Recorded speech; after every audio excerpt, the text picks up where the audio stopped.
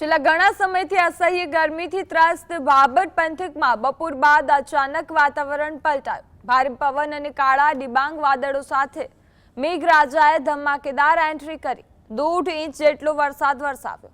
આ પ્રથમ વરસાદે જ નગરપાલિકાની પ્રી મોન્સૂન કામગીરીની પોલ ખોલી નાખી।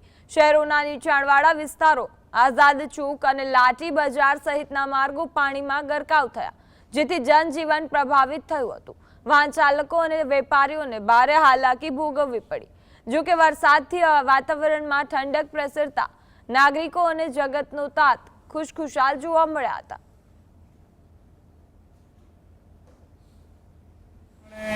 પાણી અવારનવાર ભરાઈ જાય છે ને જો આનો જલ્દી નિકાલ થાય તો અમારા ધંધા રોજગારને તકલીફ ના પડે, દુકાનમાં પાણી ના આવે। હાલ કેટલું પાણી ભરાયેલ છે બજારમાં? હાલમાં તો અડધા ફૂટ જેવું પાણી ઉતરી ગયો છે, બાકી આનાથી વધારે હતું। ભાઈ બારે ઘડીએ અહીંયા પાણી ભરાતું નથી।